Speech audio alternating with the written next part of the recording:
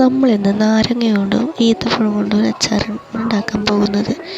അതിനായിട്ട് നമുക്ക് ആവശ്യമുള്ളത്ര നാരങ്ങ ആദ്യം ഒന്ന് തിളപ്പിച്ചെടുക്കാം. കുറച്ച് ഉപ്പിടാൻ മറക്കല്ലേ. ഇനി നമുക്ക് അച്ചാറിലേക്ക് വേണ്ട വെള്ളുള്ളി, ഇഞ്ചി, പച്ചമുളക്, ഉലുവ, കടുക്, നാരങ്ങ, ഈത്തപ്പഴം, കുറച്ച് മുളക് പൊടി, മഞ്ഞൾപ്പൊടി, ഉപ്പ്, പഞ്ചസാര, വിനാഗിരി, നല്ലെണ്ണ എന്നിവ റെഡിയാക്കി വയ്ക്കാം. ഇനി നമുക്കൊരു പാത്രം എടുത്ത് ചൂടാകുമ്പോൾ അതിലേക്ക് കുറച്ച് നല്ലെണ്ണ ഒഴിച്ച് കടുകും ഉലുവയും ഇട്ട് കൊടുക്കാം. ഇതിലേക്ക് നമ്മൾ എടുത്ത് വെച്ചിട്ടുള്ള വെള്ളുള്ളി, ഇഞ്ചി, പച്ചമുളക് ഇട്ട് കൊടുക്കാം. ഇതിനൊരു പച്ചമണം മാറുന്നത് വരെ ഇളക്കിക്കൊണ്ടിരിക്കാം.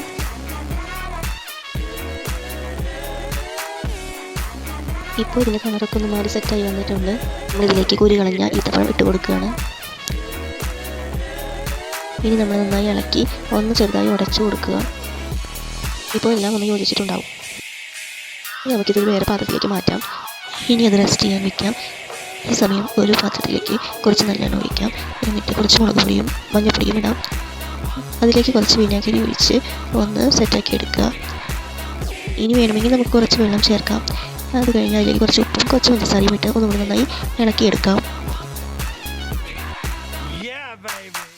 ഇനി നമ്മൾ എടുത്ത് വെച്ചിട്ടുള്ള നാരങ്ങ അതിലേക്ക് ഇട്ടിട്ട് നമുക്ക് നന്നായി ഇളക്കി കൊടുക്കാം. അത് കഴിഞ്ഞ് നമുക്ക് നേരത്തെ എടുത്ത് വെച്ചിട്ടുള്ള ഈത്തപ്പഴം അതിലേക്ക് ഇട്ട് കൊടുക്കാം. നന്നായി ഒന്ന് ഇളക്കി കഴിഞ്ഞിട്ട് നമുക്ക് ഗ്യാസ് ഓഫ് ചെയ്യാം. എന്നിട്ട് നന്നായി ഇളക്കിക്കൊണ്ടിരിക്കുമ്പോൾ തന്നെ അത് ഇങ്ങനെ കുറുക്കി വരുന്നതാണ്. You know how Mr. Kensington feels about that. Oh, behave.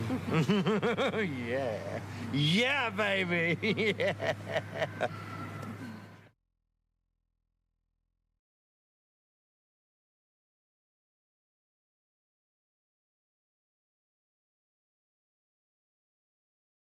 അങ്ങനെ നമ്മുടെ സ്വാദുള്ള അച്ചാർ റെഡിയായി.